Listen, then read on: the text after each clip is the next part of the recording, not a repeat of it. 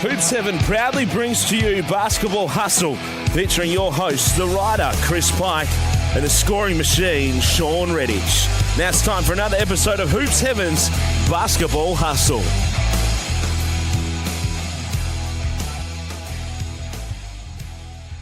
Hello and welcome to another episode of Hoops Heaven's Basketball Hustle.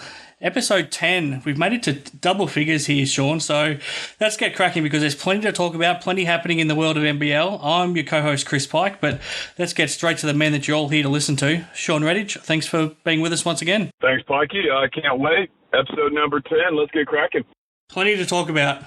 Before we get into anything else, I want to look back to last week's show. Your fourth quarter segments, they're becoming a bit of a big talking point. You're hitting on some interesting topics, and your proposal last week, if you want to go and hear the full fourth quarter segment, head back to last week's show and go and have a listen. But your basic proposal was that given how successful the Next Star program has been for the NBL, and given how we want to try to encourage as many of these potential NBA players to come out and play in the NBL before their NBA careers as possible, you proposed a team to be entered into the NBL from next season, based out of Canberra, full of Next Star players. It's a proposal that has a lot of merit. What sort of feedback have you got from it, and what do you think of it a week on about the idea actually beginning to take off? Look, I think there's a lot of things that would have to come into fruition to make it happen. But I think just seeing the success of the Next Stars program and where you can take it to another level, and the interest that a lot of these players are getting now over in high school, and now they're starting to consider Australia as a legit option after they're seeing LaMelo Ball rocket up the draft boards with his success over here. So I just think that the NBA is trying to get into that junior development space, and I don't think they've always loved the college idea and how much control they have, so they could have a little bit more control and be able to see guys play in a pro environment and be in a pro environment. They don't have to spend 20, 30 hours doing schoolwork, and they can still go to school. That's fine. But a lot of these guys are wanting to come and play professional basketball, and so I think that's the best preparation for them. And from an NBL's point of view and exposure point of view, I think it just makes a lot of sense. Yeah, I think the merits of it are really genuine. I think it strengthens our links to the NBA, and suddenly the NBL is now a breeding ground for NBA players. It would leapfrog, I would think, the NCAA in a lot of ways, because the NBA has more control. I don't think, like you said, the NBA doesn't get along with the NCAA that well, and I think they'd love to be able to break ties from that. If they could end up with, say 10 of the top 15 draft picks for each season that end up coming out here to play in the NBL, they play on the same team. I think playing on the same team would actually be a massive bonus, because you would have a coach who is an NBA-based coach who has them playing a style that's suited to NBA basketball, so they're getting ready to play in the NBA. So I think they're training together, they'd be playing together, all getting ready for the NBA. So everything they're doing is getting them ready for the NBA. To have everybody on a team that it has the same goal, I think that has a lot of merits to it. I think that's could be one of the big selling points. Well, and it goes into the previous fourth quarter segment that I talked about, 48-minute games as well. So now all 10 guys are getting quality minutes. And the other thing we didn't even talk about on that is now the other imports, if they're trying to decide, do I come to Australia? Do I go to Spain? Do I go to Greece? Well, if NBA scouts are going to be here every single week watching the Australian League, those guys, you might actually get even better imports. They might accept a little bit less money, knowing that they're going to get a little bit more exposure to possibly getting back into the NBA. And let's be honest, most of the guys who play professionally, that's their ultimate goal. They want to play NBA. It's not going to happen for everyone. But when you're growing up and most of these imports are from the United States, that's where your ultimate success, and I guess that's your ultimate goal as well. So it brings a little bit more exposure to those guys, and we could get even better imports potentially as well. So there's a lot of positives to look at it. There are a couple of things that people brought up against the idea. One of them was, would they generate a fan base? I think that's why you picked Canberra, because they don't have an NBL club right now. They haven't had one for 20 years, but when they did, they were a very well supported team. So maybe Canberra is a place that's craving getting behind an NBL club again, and all of a sudden, there's no doubt they're going to be exciting. I mean, have a look at the people turning out to watch LaMelo Ball and RJ Hampton right now. So there's every chance that they'd be a very popular team. So I think people might turn out to watch them play. So I don't know if the lack of a fan base is necessarily a strong negative against it. I guess the only other thing is, would they be playing to win, and how competitive would they be? I guess that's the only other thing, and how mindful would the NBL need to be of that point? Yeah, it is a fine line. Obviously, you want to give yourself a best chance, but I kind of look at it like how the AIS, now the Center of Excellence, went in the Siebel. Most years they were competitive, but then there was some years where they maybe had an Andrew Bogut where they actually, I think they won the league that year. So you're going to get Tom's, and it's probably not going to happen very often, but it's more about exposure in that. And even in the proposal that I had, it was more, those guys actually played more road games than home games. So it was, when they came to town, they would come to Perth twice a year. They'd go to Cairns twice a year. Maybe they only play against Cairns at home once a year. So they have less home games, but they get to travel the country, and they're playing more road games, and almost a little bit like Globetrotters, where they're bringing the fans out, and it's a show. And if they win, it's a byproduct. But I think they're going to be competitive. If you're getting the top 15, 20 players out of high school, and they may even come out not even just for 1 year. They may come out for 2 years. They may not feel like they're ready after their first year and want to stay here another year. They've pocketed some good change, had a great experience, been in a pro league, and been able to work on their game nonstop for 2 years straight. I think they're going to be better off than if they went to a college system. That's my personal belief. But we could still have people like Didi Lozada who get drafted, but their NBL club wants them to keep developing, so they still come out here and spend another season. We could still have the team could still have players like that too.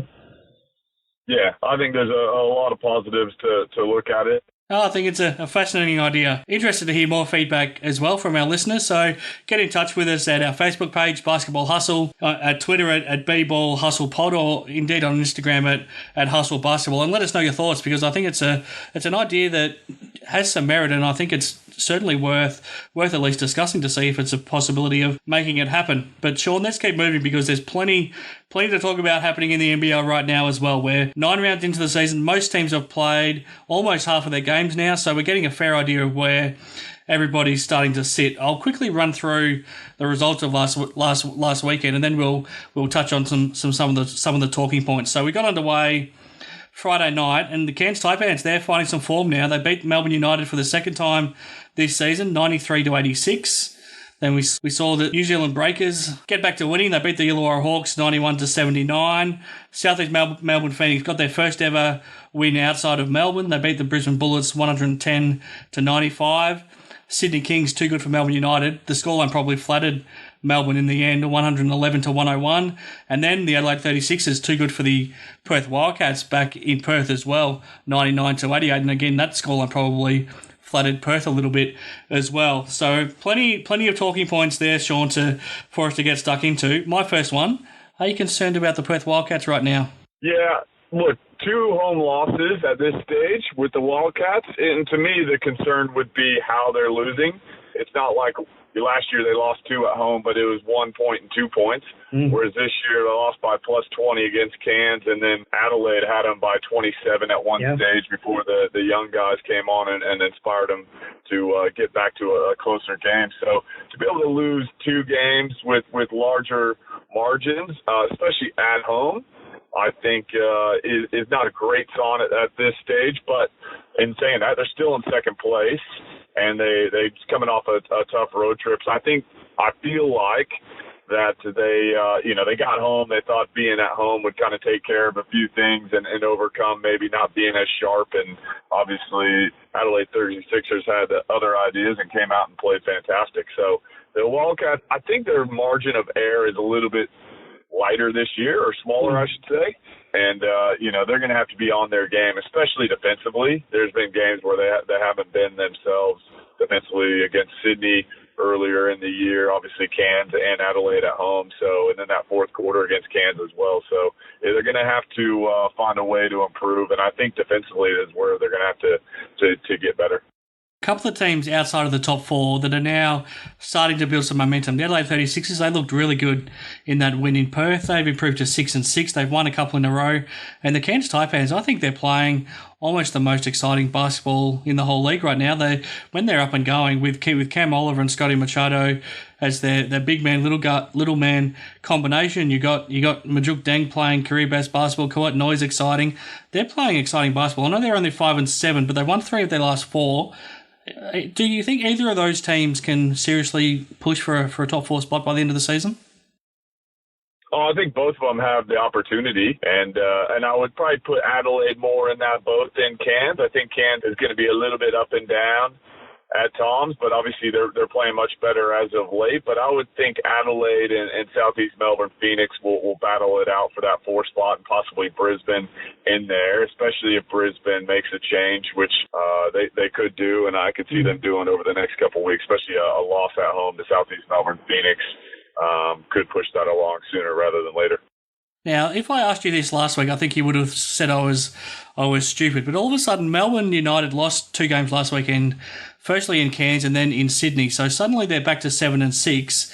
Southeast Melbourne, they finally won on the road. They're 6-5. Which of the Melbourne teams do you think's better right now? Yeah, well, I think one, you've got to put that in perspective with Melbourne. They'd won 6 in a row. Mm-hmm. Tough game up in Cairns. I think Cairns played really well. They were probably a little bit off, and then going up against Sydney, you can't really take. I think you expected them to lose that one. But I think long term, Melbourne is the better team. But and to me, you still got to see how is Southeast Melbourne Phoenix going to go once they go on the road. So they got the win in Brisbane, which was a great result for them. But they got to get a few more road wins to really convince me that they're going to be crack that top 3 especially.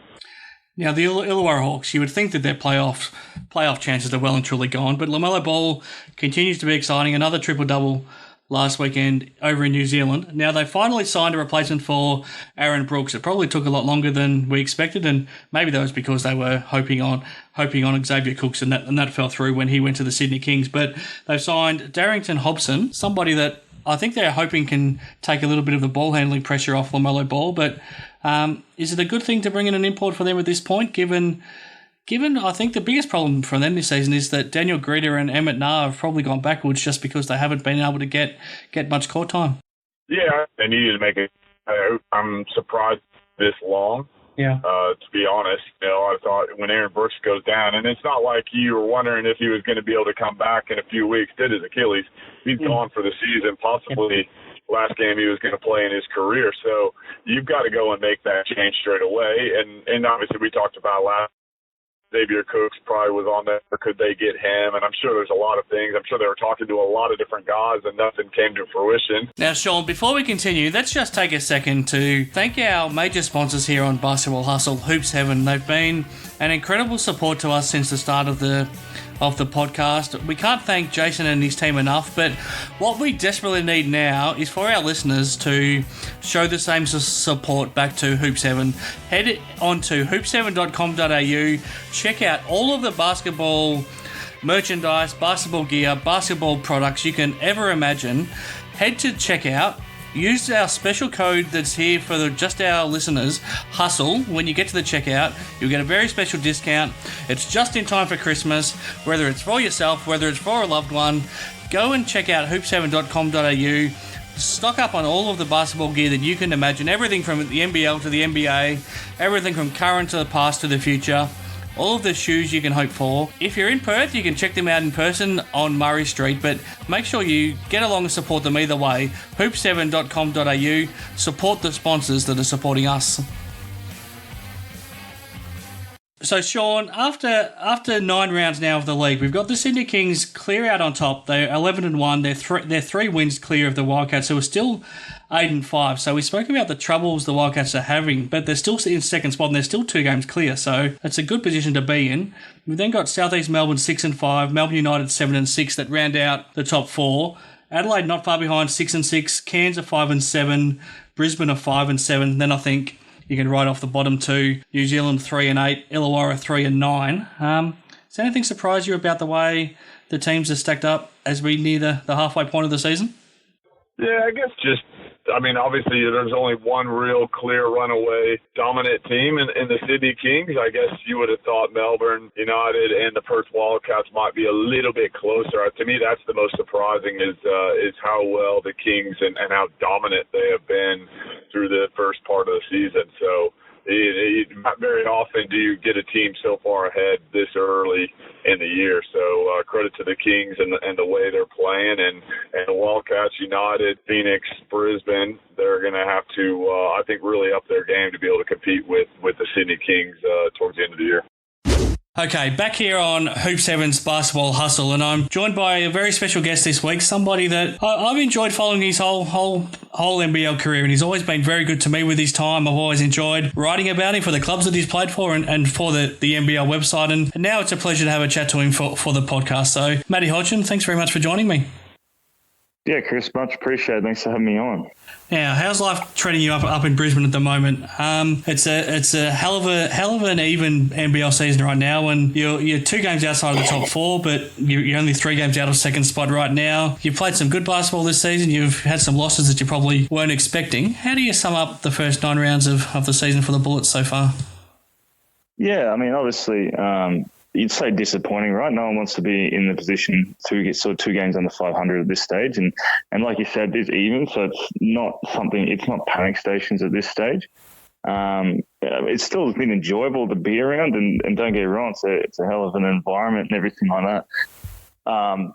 Just like you said, there's been a couple of losses we've had where it's just sort of been a bit head scratching, and so that's probably the biggest focus for us, is to try and smooth that out, so we're just at least playing a consistent style of basketball in the second half of the season. And whatever happens out there with the cards that gets fall they may, and we'll see how it ends up. But they've got a good chance of going well for us, considering that it's just, I mean, everyone's beaten outside of Sydney, everyone's beating everyone. So definitely nothing to sort of panic about this stage, but definitely a lot of things to address as well. Playing out of a new arena this season as well, at the new netball centre there, Nissan Arena. Looks like it's a great venue. It's a state-of-the-art venue. The crowd seems to be getting into it and enjoying it, that are turning up to watch. How are you as players finding the new stadium? Well, I personally love it. Like, I hated the convention centre last year. I mean, there was 2 things, I guess, with that. Like, obviously, as a concert hall, I feel like the acoustics were set up for concerts, right? Sure. So, and that's there's already a whole bunch of noise coming from concerts and fans as it is. So they're sort of set up to absorb excess noise, where obviously in sporting environments, you want as much noise as possible. And too, with the chairs up there being so comfortable, I feel like people just got in there, sort of lounge back, watch the game, threw a couple of claps here and there, and then left. So moving into this has been unreal. It's been an awesome environment. The people have definitely gotten behind it and come out in droves, and been creating a really good atmosphere for us to play in front of. It's super loud and super into it. And because I guess small, I'd say we probably have the smaller one of the smaller gyms in the competition. I do feel like there's a bit more intimate relationship with the fans, and they sort of get to know us a bit more. So it makes it a really cool environment to play in front of. I might be wrong, but it looks like the Bullets as an organisation is now starting to find its feet in Brisbane as well. Maybe it's this new venue, but I feel like the job that the club's now doing with their branding, it looks like they're trying to create a real identity, and it looks like they're connecting with the city of Brisbane a little bit more maybe than when you first arrived at the club. Have you noticed that over the last 2 years that side of things have sort of been on the improve? Absolutely. I mean, I think they did the right thing by appointing Richard Clark as the general manager to start with, obviously with what he did with New Zealand and in terms of dynasty that they were. I think that was obviously, I mean, I was on the outside looking in at that stage, but when they did hire him, I thought that was a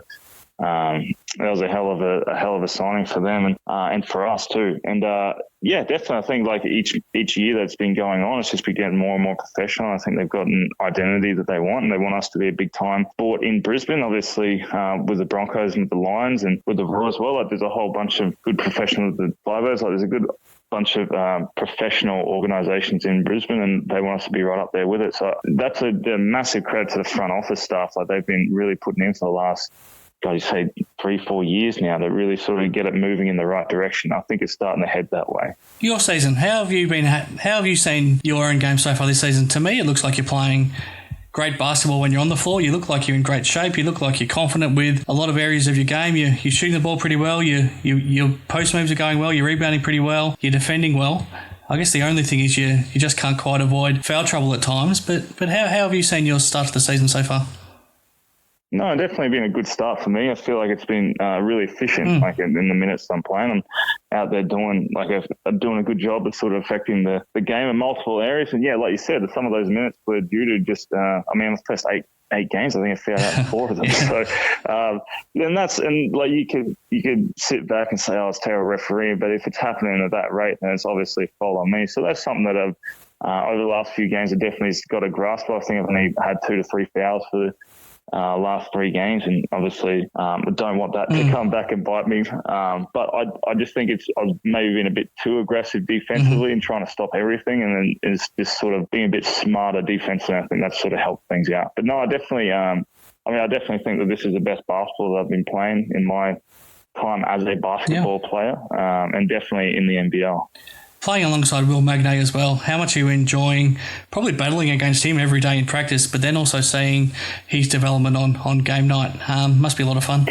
Yeah, well, his improvement's been pretty sort of astronomical, and it's been really stark too. It just sort of came out of nowhere. So that was he did a lot of work this off-season, obviously, and Sam McKinnon was coaching for Brisbane Capitals. I know Sam's the assistant for us as well, but did a great job of getting Will confident in himself, and Will did a great job of putting in the work and staying healthy. I think that's probably been the biggest difference, is that he was able to stay healthy for a long enough time to be able to put in a good body of work, and I think he's reaping the benefits from it. But no, it's great to go against in practice. I mean, obviously going against a very good, like an elite sort of shot blocker is what you want as a big. So you get used to it in games, I guess. And just to see what he's doing out there, he's coming in, he's feeling free, and he's out there just obviously trying to tear the rim off every time he can and block shots. So no, he's obviously done a really good job, and it's been a privilege to watch. In terms of Andre, it's obviously been a big couple of weeks for him. You're obviously really close to him, and he was a big reason why you came and signed with the Bullets. And it's the same with Nathan Sobey, the same with Cam Glidden, the same with Jason Kadee, even the same with Mika Vakona and Ruben Tarangi. There's a lot of reasons why people want to come and play for the Bullets, and that's to play under such a good coach. With everything he's been through in the last 3 or 4 weeks, do you as players go to him and sort of reaffirm how much faith you have in him, or do you try to just leave that and just focus on the job at hand at the Bullets, or how have you sort of handled what's happened with him in the last couple of weeks as a playing group? Well, just there, by sort of obviously talking to him, he met with us just before he was about to have his press conference and tell us about what was going on. For us, we see, I guess, as a good thing, he's able to, selfishly, he gets to focus on us for the time now moving forward. And he didn't really seem incredibly distressed about the whole process. It's not something that we felt like we had to go sort of pick him up. It was a decision that he was at peace with, and credit to him as always, like with Dre, he always comes and tells you things. I don't feel like he needed to even tell us that, because him as a Boomers coach has no real, play in him being a Bullets coach, right? Like, it doesn't affect us in any sort of way, and it's really for him. But just the fact he came meet with us and tell us about it before he announced to everyone, shows the sort of guy he is. But yeah, guys, over the past, hasn't even been over these 3-4 weeks. It's just over the past, guys have, everyone has come there has told him that's the reason. A lot of the big reason why we wanted to come over there was to play for him. I always said that to him last year when we were talking about re-signing. I was like, if you re-sign as a coach, then I'll be back. So that's the sort of relationship he has with guys like us. But no, it wasn't, in terms of, I guess, with the Boomer stuff, it wasn't something we felt like we needed to pick him up for. He was at peace, and he looked like he was just excited just to be coaching us with a singular focus. And every player that's ever played for him just has a great love for him, and I think it's because of the faith and trust that he has in his players, and you can see it now. There's outside noise talking about the imports and whatever, but the faith that Andre has in the playing group, and that's the reason he signed this squad together, is because he thought it was the right group, and I don't think anything's going to change the faith that he has in everybody. And as players, it must be a great feeling to know that the coach just has your back no matter what. Well, definitely, and I think that's why guys come here and played really well too, and guys have gone under him, have always played well. He's taken on guys all throughout his coaching career. He's taken on guys that other coaches or whatever didn't think were as good, and he's managed to get the absolute most out of them. And I think that's a sign of a really good coach. For me personally, like I've always played my best basketball under Dre, and it's just because of the confidence that he's always given me and he's shown it me. He's always had so much faith in me. So, I guess when you're out there, you owe it to him to play to your best because he always has that expectation of you. I can't speak highly enough for Dre. He's been a definitely like an invigorating sort of coach to play for, and definitely helped me that spark.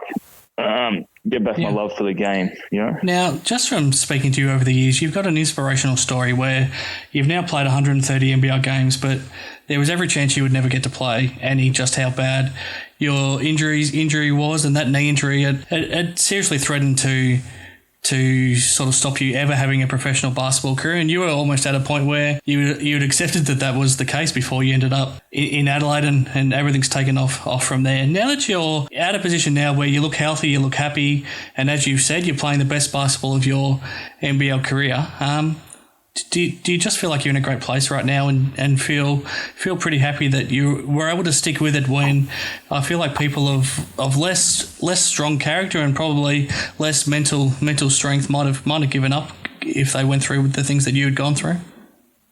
Oh, well, I appreciate that. Yeah, it is. I do catch myself like it sounds real, not corny, I guess, but like it's beautiful up here in Queensland. And there's a lot of beautiful afternoons. I find myself sitting outside my wife a lot of times, and I do sort of draw back on that. But what it does, it's not so much. It's that I am proud of myself that I've stuck through, but it's more appreciative of the people that helped me along that journey, with Chris Anstey helping me there, Bruce Gray. I mean, Joey Wright gave me the first opportunity too. And, you appreciate people like that were there. I still talk to Brucey. I still talk to Chris. I still talk to all the people that were there. Peter Gibbs was there during that whole time. And it's a thing of, it's a point of humility for me too. So if I start worrying about, certain things or start getting stressed about anything, I sort of can use that experience to draw back on and realize that sort of what I'm going through at this stage of my career pales in comparison to what I did have to go to at the start of it. So I do draw a bit of pride from that, and I'm just glad that I stuck through it. It's the appreciation of others, and it's a humility that knows that it can always go back to that point. I can always go back to the point where the game's taken away from me. So it's to enjoy every moment that I have with it, because I don't know how long it's going to last. Now, you mentioned your wife just before. How's life as a married man treating you? It's been awesome. No, I've been absolutely loving it. So I got married just before the preseason started, or I guess a month or so before the preseason started, and it's been really cool. I'd say like the deepening of the relationship, the deepening of the commitment to each other. It feels like we're like it's always felt like that before, but I guess with the whole process and everything like that, it feels like there's a true partnership there, and true, every decision we make is for the betterment of our, I guess, little quote unquote team, so that's been really cool to be a part of. And, obviously, I don't know how long the honeymoon phase lasts or whatever, but I'm looking forward to seeing what other phases of the marriage go through. So it's a life journey, and I'm really happy to be under part with it. Now, correct me if I'm wrong, but I think you met in college, and then she's been through this whole journey with you to come to Melbourne and go through those horrible times, with you, where you thought your basketball career might have ended, and then, over to Adelaide. And then I remember talking to you about how big of a move it was, packing everything up in a hurry to head over to Brisbane. But like you said, she's been there through a lot with you, and for the relationship to now even feel like it's strengthened now that you've got married, that must be a pretty special thing. Well, it is. She actually wasn't with me in Melbourne, so okay. I did that probably made that year even tougher too. So, but and we obviously stuck to that. We've done long distance a fair amount now in our relationship, and no, that's right. We've always had a really strong relationship, and I'm so grateful for her, and the fact that it's continued to get stronger and deeper is definitely something that I've been really enjoying. Does Brisbane feel like home for you now, or when you finish your basketball career, is that when you'll decide where home is, or where does home feel like? I would like to be in Brisbane. Now, whether I'm playing for the Bullets or not is a factors out of my control for a lot of it. But I do think once my basketball career is done, I personally want to move and stay here in Brisbane. Now what Cash wants to do is another thing too, so that's something for us to talk about. So that's going to be the big decision at the end of my career too, is that we stay here, do we go to the States to be close to her family? So one of us is going to miss out, unfortunately. So that's obviously something that we're going to have to talk about at length when my career's done. But she loves it here as well. I love Brisbane. Being away from it for so long and just coming back here, obviously the weather, the lifestyle, I absolutely love it here. But if I have to live somewhere else, and that's just how it is, mate. There's no stress, you know? Absolutely. Now, we could keep talking about it, all of this all day, but I do need to let you keep moving. Just finally, looking ahead to this weekend, how big is this for the club in the context of the season? I know that Illawarra and New Zealand, the two teams that you play, are at the bottom of the ladder, but they're dangerous teams. You can't take them lightly. But how big is it for you to just start getting back to playing some of your best basketball again? Yeah, I mean, it's massive. And like you said, like Illawarra and New Zealand, regardless of the fact where they're in the position, they play good basketball, you know. Illawarra's been playing way better basketball than the last time we saw them too. So these are massively dangerous games for us. And it's going to be big for us because we need to establish ourselves with a consistent identity. I mean, a consistent focus that goes for 40 minutes. So that's probably where we need the biggest part for us for these next two games is we want to play as a unit, I guess, for 40 minutes, as close to 40 minutes as possible, not play amazing for 20 and then come out in the third quarter and then be awful for 10 and then we're chasing ourselves, you know, so chasing our tails, sorry. So just in terms of our general mindset, I think that's going to be the biggest part for these next 2 weeks is just establishing consistency. Absolutely. Now, Matt, it's been a pleasure to catch up with you again. It's always great to talk to you. And like I said, I could keep talking, but we'll have to have you on the show again so we can expand on some of these things a bit more. But for now, I'll let you keep moving. And thanks very much for joining us here on Hoop 7's Basketball Hustle. Yeah, appreciate it, Chris. I'd love to be on again, mate. So, whenever you give me a call, mate, I'm always happy to chat.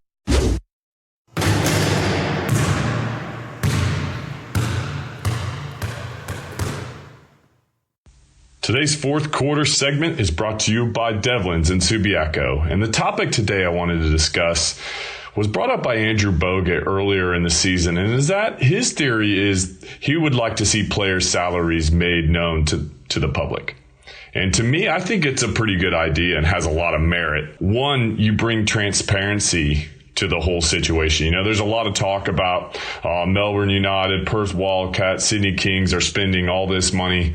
Are they really? We don't really know the exact salary amounts. You know, Andrew Bogut has come out recently and just said that the Sydney Kings are just over the salary cap, so they're not as much as many people would think they are, has been reported out there in the media. So to me, I think it brings a bit of transparency, and you can say, all right, Illawarra's budget is this, Cairns' budget is that, Wildcats' budget is this, and Sydney Kings are that. And you and then you try and can match up their records with the salary, and did their GMs do a good job putting the talent together?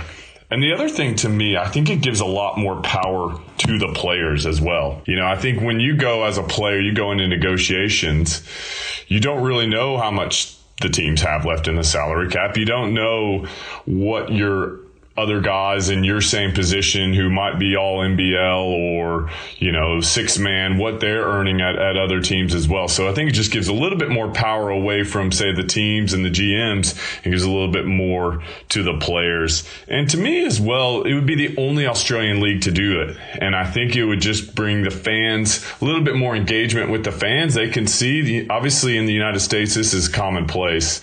The NBA, all the professional leagues do that. And I think it would be hard as the players initially. I think there was a bit of apprehension from the players, but to me, I think long term, and if you talk to a lot of the player associations, I think they're leaning towards that as well. It just gives a little bit more transparency. I'd love to hear your thoughts on that. I'm in favor of it. I know there would be some players that would be apprehensive. There would be a lot of clubs and GMs that might not like that idea, but I think it gives a little bit more power to the players and also brings the fans in for a little bit more engagement and discussion. Is player X worth this, or is player B worth that? Let's compare them. How are they performing this year? I think it just brings a little bit more engagement in that regards as well. So I'd love to see it. Will it happen? Remains to be seen. But Let us know what your thoughts are on social media. Hit us up, and we'll do our best to respond. And let's see what the response is to the fourth quarter segment this week. Okay, Shawn, let's move into round 10 in the NBL this weekend. It's a massive round. Starts Friday night, goes right through until Monday night. Plenty of games for us to look forward to. Fascinated to get your opinion on each of them. Let's start Friday night. It's a doubleheader. Starts in Cairns with the Taipans hosting the New Zealand Breakers. Big game for Cairns. If they can continue to build some momentum, they're closing in on a top 4 spot. But even though the Breakers, I don't think they'll have Corey Webster or Scotty Hodgson, they're still a dangerous team. Yeah, well, and they beat Illawarra without those guys last week, so it's a good result for them. But on a consistent basis, I don't see them being able to win on the road, especially without their two best players in Webster and Hobson. So I think Cairns will get that win, and that'll be a huge win for Cairns as well. Get them right back into the thick of things, and potentially getting back into that top 4 contention. So I think that Cairns really got to be saying that this is the game we've got to get, and not let this one slip away, and make sure they get themselves the best chance to get into that top 4. Then second up on Friday night, the top 2 teams, Perth Wildcats and the Sydney Kings. Kevin Lish back for the Kings. It's a massive inclusion to a team that's already on fire. Big test for the Wildcats. They need to show something after a really disappointing game on Sunday. Yeah, it is. It's a top-of-the-table clash, but you kind of feel like Sydney Kings are well and clearly ahead of the second-place Perth Wildcats at this stage. And after the fourth quarter in Cairns and then the loss at home, I actually think the Wildcats will get this one.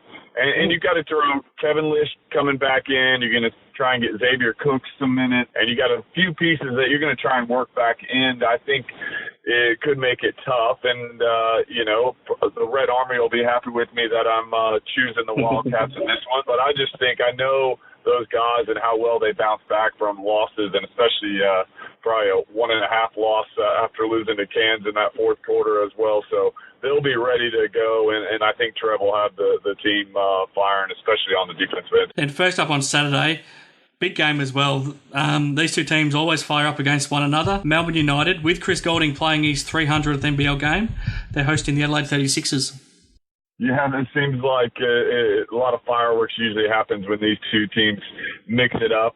And Chris Goulding, credit to him. I remember a development player over here a long time ago, and now he's playing his 300th game. So he's made himself a heck of a player. He's a fun player to watch.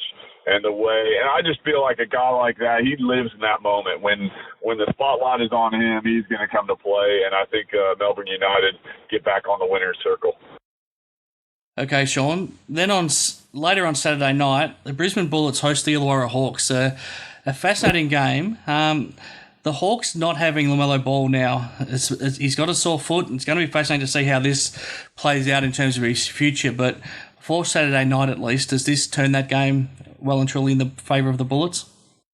Well, I think you take out a guy who just had 2 straight triple-doubles, and it definitely changes into the Brisbane Bullets' fortunes there. And you got to expect they're desperate for a win.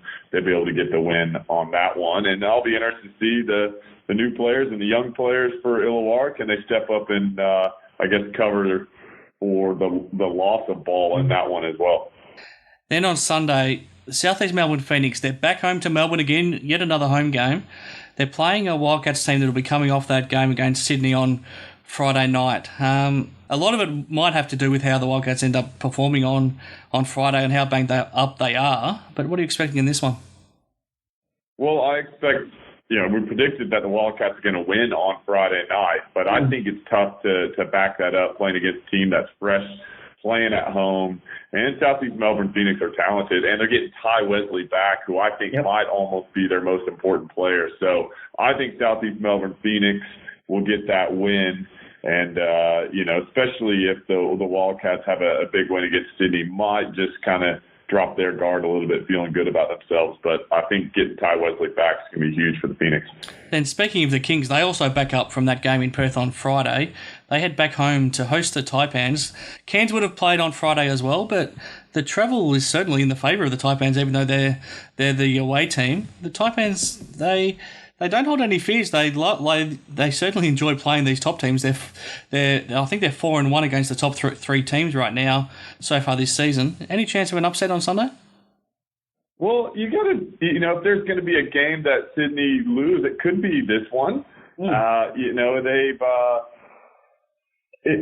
When Cairns gets to Sydney, probably before even Sydney might even get back from Perth. So they'll be waiting there. They'll be fresh, ready to go.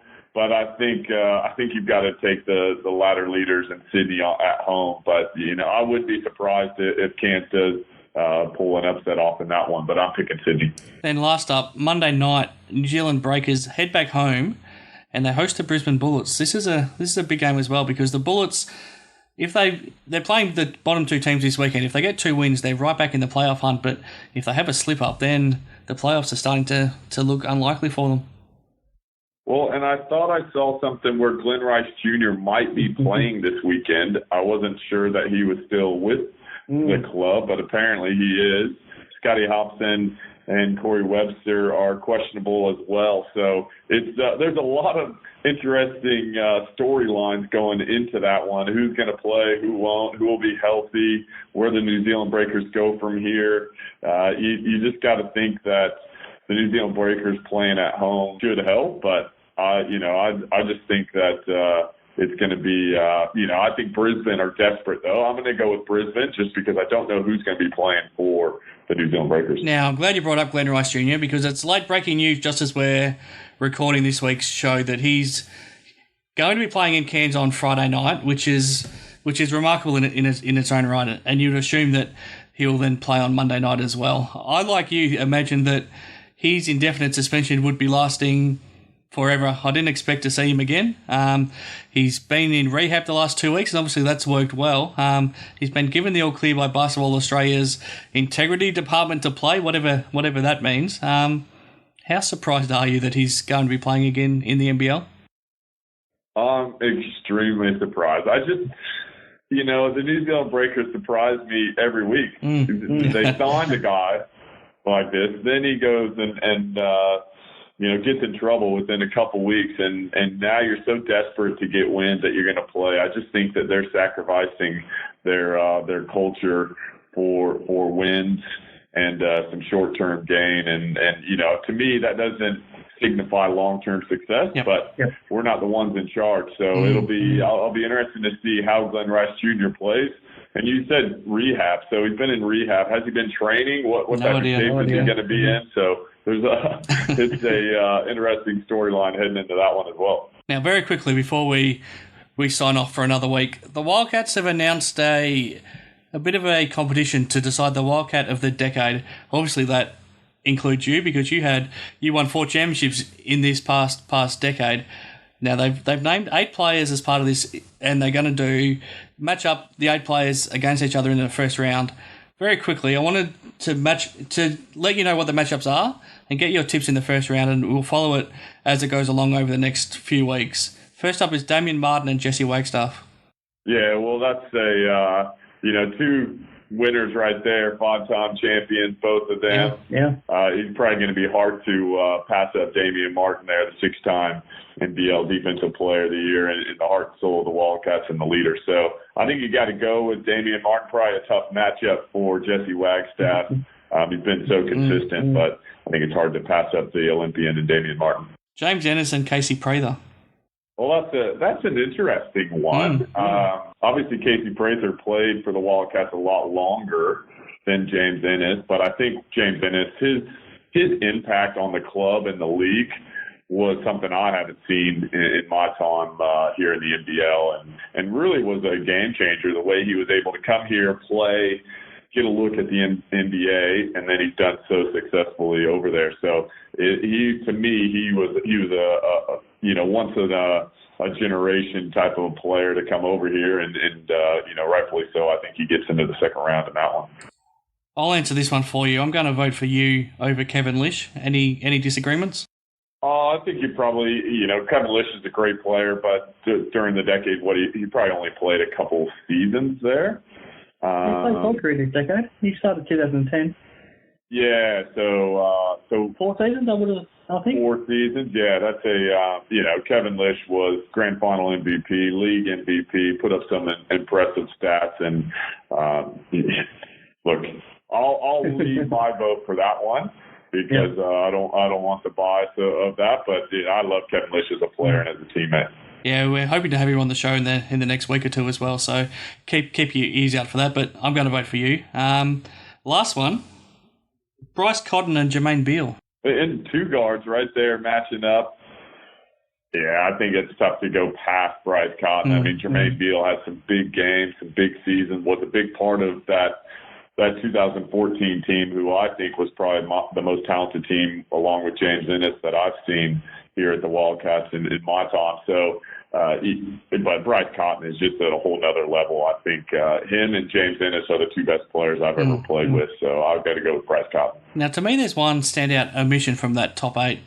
Is there somebody that stands out that perhaps deserves to be in that top 8 that's not there? Oh, I think you could probably throw in Matty Knight as well. Yeah. I mean, he was all NBL for a number of seasons, really was kind of that glue guy. He could play the 5, he could play the 4, and did so many little things that help you win. So, he's probably the big omission from there. What about yourself? Yeah, Matty was the one that stood out to me. We spoke to him on the show a couple of weeks ago, 3-time championship winner, 2 or 3-time All-NBL team while with the Wildcats. I think he was the standout power forward in the competition during that time. So very surprised, but in the end, I think it's going to come down to you and Damian Martin anyway, so I don't think it matters. Well, if that's the case, I think you got to go with Damian Martin. One, he's played longer, won an extra championship in there, and I think anytime Damian Martin's in a boat, you're going to lose. So popularity-wise, you might struggle as well. Yeah, unfortunately. Yeah, credit to Damian Martin and what he's been able to achieve in his career, and just an all-around great guy. But also the way he plays is really inspiring to the rest of his teammates and the fans as well. So when he gets on the court, he doesn't have to score points. He can affect the game in so many different ways. If we do stretch it out to Wildcat at the Century, maybe you've got him covered there though. So maybe that's what we can do next year. So let's get that up and running. So you might have him covered over. Well, I don't think anyone's ever going to beat Ricky Grace in Wildcat at the Century. Just this century, so he. Well, we still got another 80 years, though. Well, if we start with just the last 20 years, maybe over the last 20 years, I think you're number one. And I'm not just saying that because you're here, because as you know, I'm not prone to sucking up to you. But let's keep moving because it's been a big show already, Shawn. We've got a big weekend to look forward to. You'll be courtside Friday night to watch the Kings and Wildcats go in action. What can you leave our listeners with? Well, I'm looking forward to it, and there's been a bit of a storyline there. The Wildcats have come out and accused the Kings of having 4 imports and all the talent that they have. Now they've got Kevin Lish, Xavier Cooks coming in, and then Andrew Bogut arrived in Perth this week and calmly just told the Wildcats that, look, no one signed Sean Bruce, and he's having a career year. And Andrew Bogut looked right in the camera and said, Trev, you could have signed Sean Bruce. So there's a little bit of animosity there going into Friday night's game. So I'm really looking forward to how this is all going to play out.